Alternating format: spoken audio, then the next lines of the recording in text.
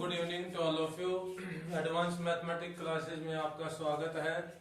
जैसा कि हम पीछे बात कर चुके हैं कि हमें लास्ट लेक्चर में डिफरेंशियबिलिटी और कंटिन्यूटी के ऊपर 12th क्लास के जो ओल्ड सीबीएसई क्वेश्चंस थे उनके ऊपर हमने कुछ जिक्र किया था, कुछ क्वेश्चंस हमने सोल्व किए थे, बताए थे आपको।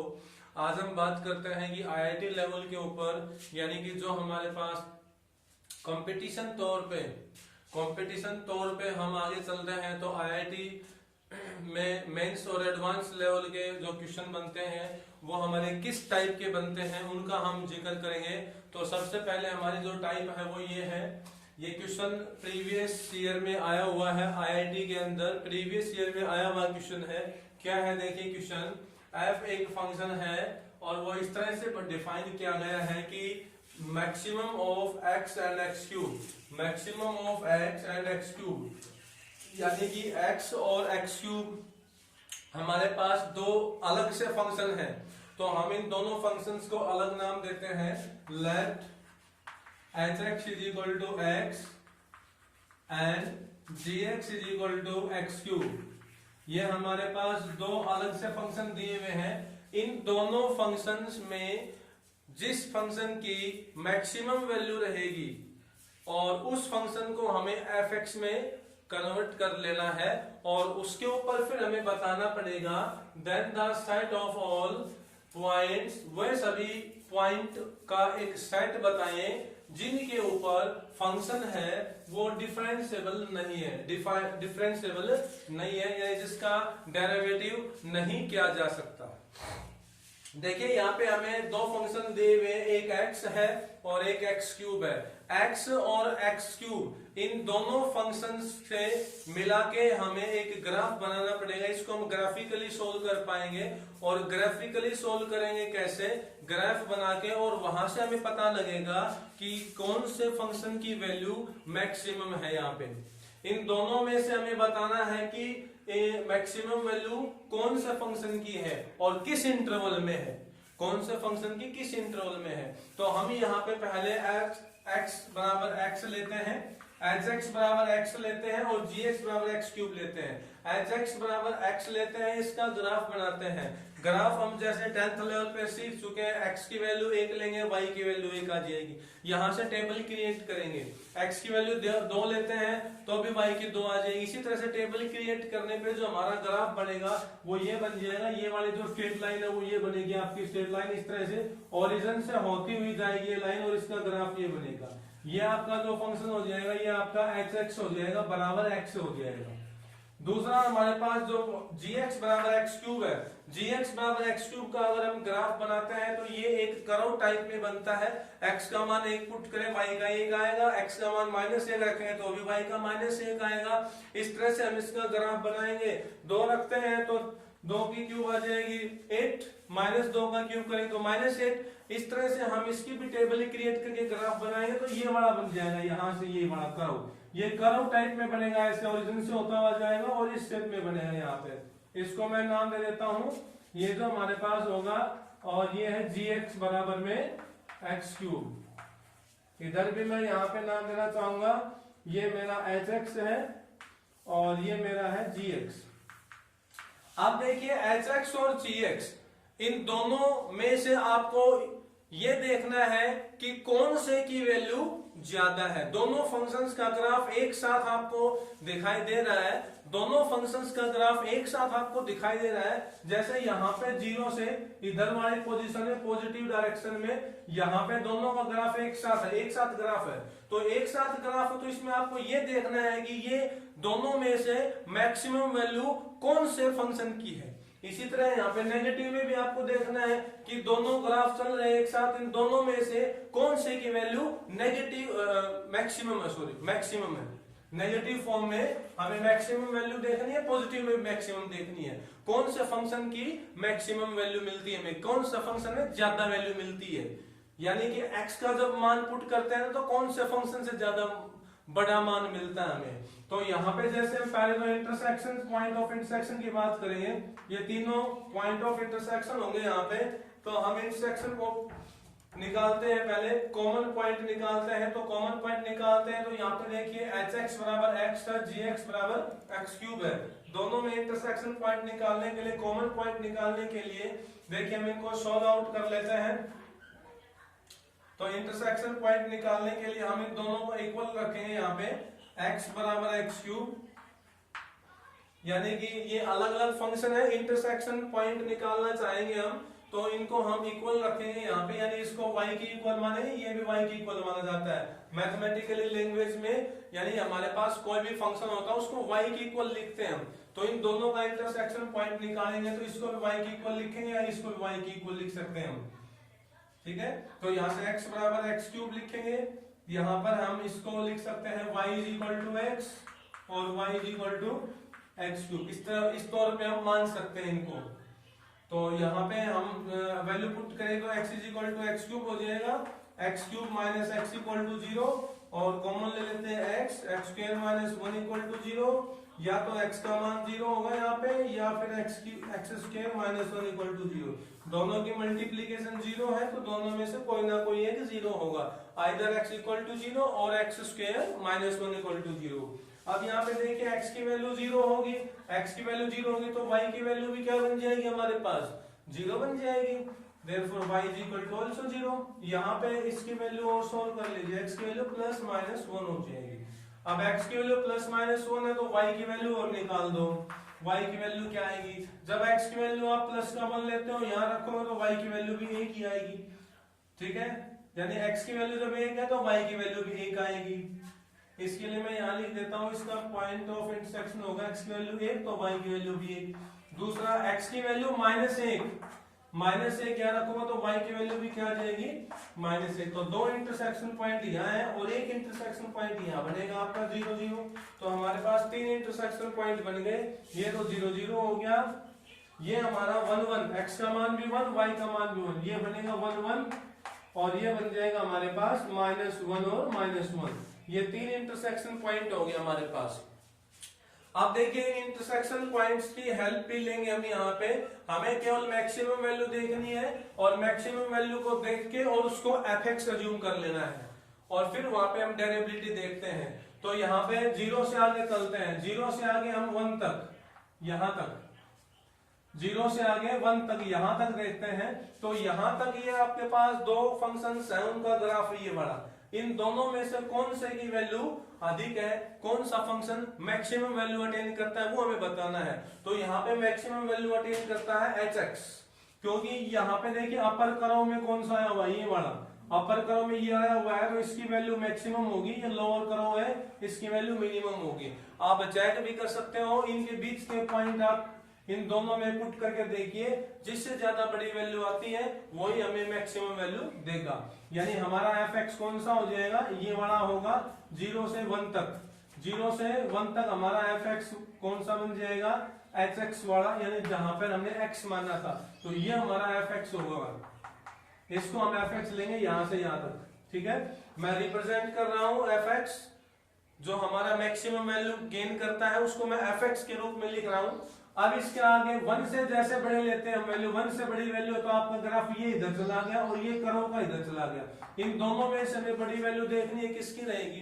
अब इन दोनों में से बड़ी वैल्यू देखनी है तो आपको ना x की वैल्यू 1 से ज्यादा के लिए सोल्व करना है। देखो इसको मैं यहाँ उतारता हूं तो ये 1 पे आएगा, क्योंकि 1 1 है इंटरसेक्शन पॉइंट। 1 से ज्यादा, जैसे x का मान मैंने 1 से ज्यादा लिया, 2 ले लिया, अब 2 लेता हूं मैं x का मान, तो x का मान 2 लेता हूं तो ये तो 2 ही रहेगा और ये 2 की पावर 3 8, यानी किसकी ज्यादा वैल्यू है हमारे पास, gx की वैल्यू ज्यादा हुई, gx का मतलब इसकी वैल्यू ज्यादा हुई, तो ये हमारा fx बन जाएगा यहाँ पे। इसी तरह से हम यहाँ पे भी चेक करते हैं कौन से की वैल्यू ज्यादा है इन दोनों फंक्शंस में से, इन दोनों फंक्शंस में से किसकी वैल्यू ज्यादा आती है। ये आपका पॉइंट ऑफ इंटरसेक्शन है -1, यानी इसको मैं यहाँ लिखता हूँ तो ये -1 हो जाएगा।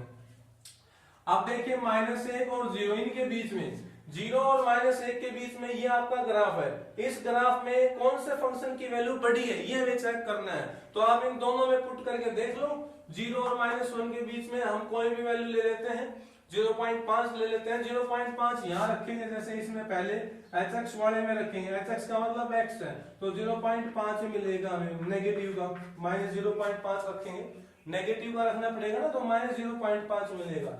gx वाले में रखेंगे तो माइनस 0.5 का हमें क्यूब मिलेगा, यानी कि माइनस 0.125 मिलेगा। कौन सी वैल्यू हमारे पास बड़ी वैल्यू मिली हमें, कौन सी वैल्यू मैक्सिमम हुई, ये वाली वैल्यू मैक्सिमम हो जाएगी, माइनस 0.125, यानी हमारे पास fx ये बनेगा, fx हमारा ये कर्व होगा, इसी के अंदर वैल्यू नेगेटिव की आई है और बड़ी वैल्यू आई, ये तो छोटी हो गई ना, जैसे जैसे हम नेगेटिव में चलते जाएंगे बड़ी वैल्यू उतनी ही छोटी वैल्यू होती चली जाएगी। तो यहाँ पे आपके पास fx के रूप में ये फंक्शन काम करेगा, fx के रूप में ये फंक्शन करेगा काम, या fx के रूप में ये फंक्शन होगा, या fx के रूप में ये फंक्शन रहेगा। अब यहाँ पे देखिए माइनस एक से छोटी वैल्यू इधर चलते हैं, इधर चलते हैं, तो जैसे मैंने -2 ले लिया, -2 रख के देख लो दोनों में, -2 रखेंगे तो यहाँ तो hx में -2 रहेगा और इसमें -2 की पावर 3 -8, कौन सी वैल्यू बड़ी हुई, -2 वाली वैल्यू बड़ी हुई, तो ये आपका fx का काम करेगा। अब हमारे पास चारों जगह पे fx हमें मिल गया है। देखिए स्टार्टिंग में भी ये बताया था, fx हमें क्या लेना है, मैक्सिमम वैल्यू वाला फंक्शन लेना है। इन दोनों का जो ग्राफ है, ये दोनों का ग्राफ है, इनका कंपेयरिंग करना, हमें कंपेयरिंग करके जिसकी बड़ी वैल्यू है उसको fx मानना है। तो इन दोनों में बड़ी वैल्यू इसकी आ रही थी तो fx लिया, इन दोनों में बड़ी वैल्यू इसकी आ रही है, इसकी यहां से 1 से ऊपर इसकी बड़ी वैल्यू तो इसको fx लिया, इन दोनों में हमने बड़ी वैल्यू इसकी मिली तो इसको fx लिया, इन दोनों में बड़ी वैल्यू हमें इसकी मिली तो इसको हमने इसको, ये वाली लाइन है, इसकी बड़ी वैल्यू मिलेगी तो इसको हमने fx ले लिया। अब हम चेक करते हैं डेरिवेटिव के लिए, डेरिवेटिव के लिए चेक करते हैं तो किस किस पॉइंट पे चेक करेंगे, एट x इक्वल टू 0 पे चेक करेंगे, 1 पे चेक करेंगे, -1 पे, तीनों पे चेक करते हैं डेरिवेटिव के लिए। अब डेरिवेटिव के लिए चेक करते हैं तो हमें LSD और RSD चाहिए, LSD का और RSD का हम यहाँ पे फॉर्मूला यूज करते हैं, limit x approaches to a minus f of x minus f of a upon x minus, ये LSD का, RSD का लिमिट x approaches to a plus f of x minus f of a upon x minus a, ये हमें LSD RSD के रूप में use करना होता है। लेकिन यहाँ पर हम डायरेक्ट करेंगे, कंपटीशन के तौर पे देखते हैं तो यहाँ पे आपको डायरेक्ट डिफरेंशिएट करना है, केवल डिफरेंशिएशन कर दो उस पॉइंट के ऊपर, बस हमें समय भी बचाना होता है तो यहाँ पे डायरेक्ट डिफरेंशिएशन करना पड़ेगा आपको। तो x इज इक्वल टू 0 पे देखो आपकी LSD और RSD क्या है, देखो x इज इक्वल टू 0 ही है, 0 पे L यानी लेफ्ट हैंड डेरिवेटिव देखते हैं, लेफ्ट हैंड डेरिवेटिव देखें तो 0 के ऊपर इधर fx में आपको कौन सा लेना था, इन दोनों में से, इन दोनों में से हमने fx कौन सा लिया है, ये वाला fx लिया है, यानी x क्यूब बन गया आपका। और राइट में क्या है, 0 के राइट में इन दोनों में से कौन सा लिया था fx, ये वाला लिया था, यानी x लिया था हमने, इन दोनों का डेरिवेटिव कर दो, 3x², इसका 1 आ गया, 0 के ऊपर इसकी वैल्यू तो क्या होगी 0 और इसकी वैल्यू 1, तो दोनों बराबर नहीं है, डेरिवेटिविटी नहीं आएगी 0 पे। फिर डेरिवेटिव चेक करते हैं x इक्वल टू 1 पे, तो 1 के L में कौन है और R में कौन है, यानी लेफ्ट और राइट देखना हमें, LSD RSD के फंक्शन देखने होते हैं, केवल left hand derivative right hand derivative, केवल फंक्शन देखो डिफरेंशिएट करो। तो लेफ्ट में क्या है देखो, 1 के ऊपर 1 ये है, 1 के लेफ्ट में तो दो फंक्शन है, दोनों में से कौन सा लेना हमें जिसमें बड़ी वैल्यू मिली है, तो बड़ी वैल्यू किसमें मिली हमें, इस fx, हम जो fx लिखा है इसमें मिली, यानी x में मिली थी हमें, तो ये तो इसका लेफ्ट हैंड के लिए x लेना हमें फंक्शन, 1 का राइट में ये वाला फंक्शन था x³ वाले में, इनका डेरिवेटिव करो दोनों का, इसका तो 1 हो गया, इसका करते हैं तो 3x²। फिर हम 1 के ऊपर चेक कर रहे हैं तो यहाँ पे 1 रखोगे तो यहाँ से तो हमें 3 मिलेगा, यहाँ से हमें 1 मिला, तो यानी कि दोनों आपस में इक्वल नहीं है, LSD is not equal to RSD, यहाँ पे भी डिफरेंशिएबिलिटी नहीं है। इसी तरह हम तीसरा पॉइंट -1 पे चेक करते हैं, एट x इक्वल टू -1, अब -1 के L में और राइट में, लेफ्ट और राइट में कौन सा फंक्शन है देखो, -1 ये है, -1 के हम लेफ्ट में चलते हैं, -1 के लेफ्ट में तो ये fx था आपका, ये वाला, क्योंकि इसी की वैल्यू बड़ी आई थी, ये fx है, और राइट में चलेंगे तो ये वाला fx है, तो लेफ्ट में तो आपका x बन जाएगा और राइट में आपका x³ रहेगा, डेरिवेटिव का तो 1 और 3x²।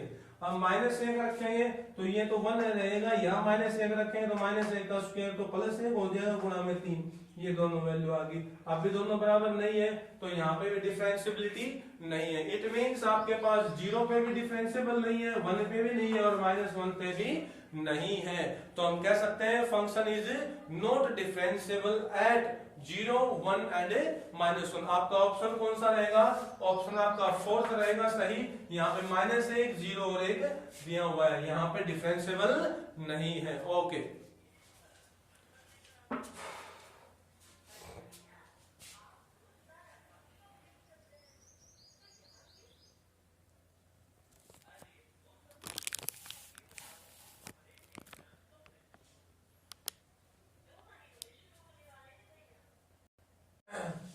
let a and b are a real number such that the function gx is equal to -3ax square minus 2। यदि x का मान 1 से कम है तो आपको ये फंक्शन लेना है gx के रूप में। यदि x का मान 1 से ज्यादा है तो आपको ये फंक्शन लेना है gx के रूप में। और a और b आपके पास कोई दो रियल नंबर रहेंगे और हमें गिवन है कि फंक्शन कैसा है, डिफरेंशिएबल है फॉर x इक्वल टू 1 के लिए। यानी ये जो हमें दिया हुआ है फंक्शन, ये x इज इक्वल टू 1 के लिए डिफरेंशिएबल है। डिफरेंशिएबल का मतलब ये डेरिवेबल है, इसका हम डेरिवेटिव कर सकते हैं। इट मींस जब ये फंक्शन डेरिवेबल है तो कंटिन्यूअस भी है ये, ठीक है कि नहीं? इस बात को नोट करना है, point to be noted. If any function is derivable then it must be continuous. ये जरूरी होता है, अगर कोई फंक्शन डेरिवेबल है तो वो कंटिन्यूअस भी होगा, और कोई फंक्शन अगर कंटिन्यूअस है तो उसका डेरिवेबल होना जरूरी नहीं है। जैसे कि मॉडुलस फंक्शन है, मॉडुलस फंक्शन है वो कंटिन्यूअस होता है लेकिन डेरिवेबल नहीं होता है। लेकिन कोई फंक्शन डेरिवेबल है वो कंटिन्यूअस होगा, 100% कंटिन्यूअस होगा वो। तो यहाँ पे ये फंक्शन डेरिवेबल है, इट मस्ट बी कंटिन्यूअस। तो हम यहाँ पे लिखेंगे, हमें फिर a और b की वैल्यू निकालनी है। यहाँ पे a और b की वैल्यू निकालनी है। ऑप्शन आपको दे रखे हैं, कौन सा ऑप्शन सही है। ये क्वेश्चन आपका IIT एडवांस 2015 में आया हुआ है, IIT एडवांस 2015 का क्वेश्चन है। देखिए अब हम इसके सॉल्यूशन में करते हैं कि ये फंक्शन अगर डिफरेंशिएबल दिया हुआ है, डेरिवेबल दिया तो कंटिन्यूअस भी होगा, और कंटिन्यूअस है तो इसकी LHL, RHL और f ऑफ a बराबर रहेंगे। तो यहाँ पे हम कंटिन्यूटी के लिए LHL, RHL और f ऑफ a तीनों को बराबर रखेंगे। अगर दो से काम हो जाता है आपका तो ठीक है, अदरवाइज हम तीनों को भी बराबर रख सकते हैं। फिर यहाँ पे डिफरेंशिएबिलिटी के लिए LHD और RHD को बराबर रखेंगे। डिफरेंशिएबिलिटी के लिए पहले कंटिन्यूटी चेक करेंगे, वहां LHL, RHL, fx को इक्वल रखेंगे, और फिर डेरिवेबिलिटी यानी LHD और RHD दोनों को बराबर रखेंगे। ठीक है, तो अब क्वेश्चन पे आते हैं आगे। एट x इक्वल टू 1 के ऊपर लिखा हुआ है इसमें, तो एट x इक्वल टू 1 पे हम यहाँ पे LHL बराबर RHL और बराबर f ऑफ a या f of x, point x equal to 1 पे तीनों क्या रहेंगे, इक्वल रहेंगे। अब LHL, RHL और f ऑफ x निकालते हैं, तो देखिए यहाँ पे left hand limit x approaches to 1 minus, अब 1 माइनस यानी 1 से कम, 1 से कम के लिए आपको ये फंक्शन लेना है -3ax स्क्वायर माइनस में 2। ठीक है, अब यहाँ पे पुट कर देंगे हम, सब्स्टिट्यूशन मेथड के अकॉर्डिंग चलते हैं। तो x is equal to 1 minus x and h approaches to 0। आपकी लिमिट हो जाएगी यहाँ पे h अप्रोचेस टू 0 और -3ax स्क्वायर यानी 1 माइनस h का स्क्वायर माइनस में 2। इसके बाद हम यहाँ इसका स्क्वायर एक्सपेंड करेंगे और h की जगह पे 0 अप्लाई करेंगे। यहाँ से हमें क्या मिल जाएगा, माइनस का 3a और माइनस का 2 मिलेगा। ये आपके पास आ जाएगी LHL की वैल्यू। अब बात करते हैं इसमें RHL और f ऑफ x, या फिर आप f ऑफ x ही निकाल दो, उन दोनों को फिर बराबर रख सकते हैं। LHL और f ऑफ x को दोनों बराबर रख लेंगे, तो f ऑफ x निकालेंगे, तो f ऑफ x देख लीजिए इक्वल टू 1 के बराबर में आपके पास f ऑफ x, यानी यहाँ पे तो हमें g दिया हुआ है तो हम यहाँ g ऑफ x लिखेंगे। यहाँ हम लेंगे g of x, f of x नहीं ले सकते, यहाँ g में दिया हुआ है फंक्शन तो g ऑफ x लेके चलेंगे।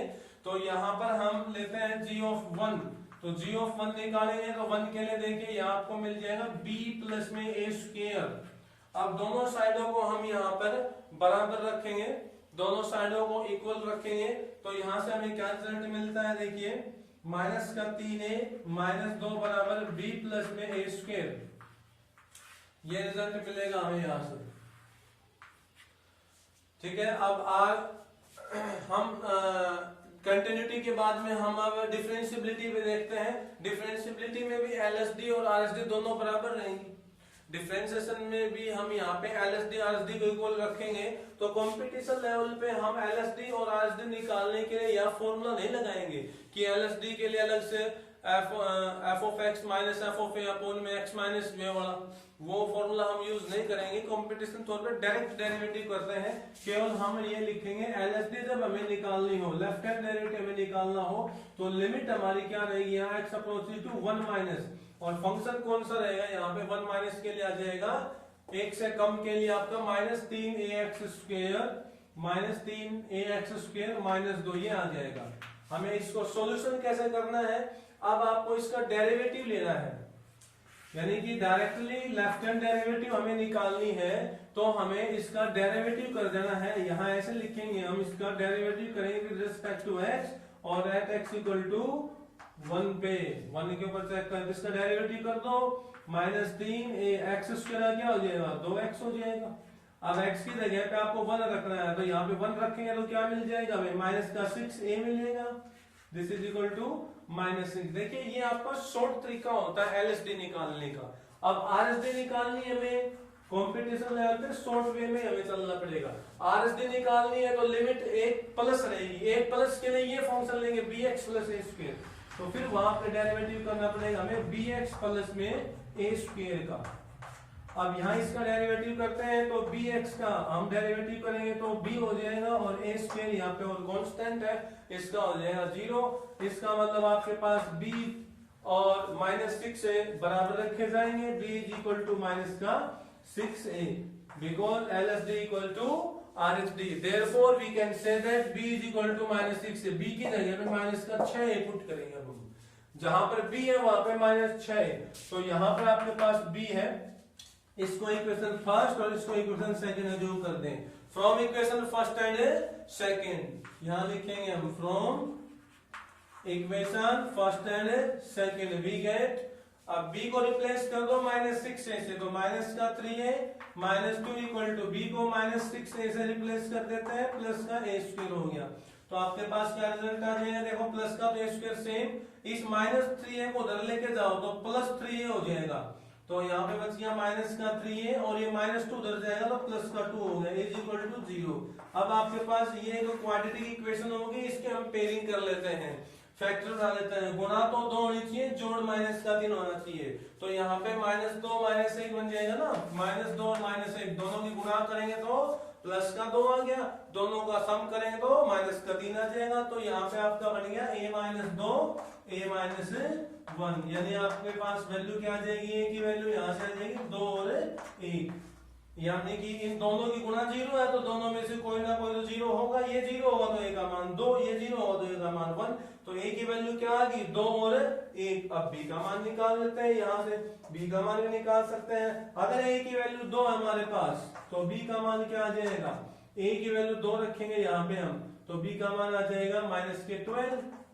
अगर a का मान हम यहाँ पे 1 रखते हैं, a का मान 1 रखेंगे, तो b की वैल्यू हमारे पास कितनी आ जाएगी, माइनस 6।